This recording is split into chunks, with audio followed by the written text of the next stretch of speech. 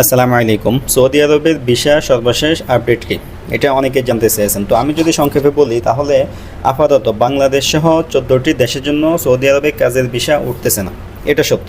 তবে সৌদি আরবের কোনো সরকারি নিউজ পোর্টাল এ বিষয়ে কোনো তথ্য বা সংবাদ প্রচার করেনি। বাংলাদেশ এবং কি অন্যান্য দেশের জাতীয় দৈনিক কিন্তু এই ধরনের তথ্য প্রকাশ করছে, আমরা দেখেছি। বাংলাদেশও দেখছি, এমনকি আরবেও অনেক নিউজ এগুলো প্রকাশ করছে দেখছি। তবে সৌদি আরব থেকে সরকারিভাবে কোনো ঘোষণা আসেনি। তবে ভিসা যে উঠতেছে না বাংলাদেশ এবং অন্যান্য দেশে, এটা সত্য। 5-6 দিন আগে একটা ভিডিও দিছি, তখনও কিন্তু আমাদের ভিসা প্ল্যাটফর্মে বাংলাদেশের নাম দেখা যায়নি, ভারতের নামও দেখা যায়নি। এখন কিন্তু আরও 14টা দেশ যুক্ত হয়েছে সব মিলে ভিসা প্ল্যাটফর্মে। এই দেশগুলোর নাম দেখা যাইতেছে না, কাজের ভিসা ওঠানো যায় না, এটা সত্য। তবে সরকারি ঘোষণা যেহেতু আসেনি, তাই আমরা সরাসরি কিছু বলতে চাই না। সরকারি ঘোষণা আসলে অফিসিয়ালি আপনাদেরকে জানাই দিব। আপনি সঠিক তথ্য পাওয়ার জন্য অবশ্যই চ্যানেলে সাবস্ক্রাইব করে রাখবেন।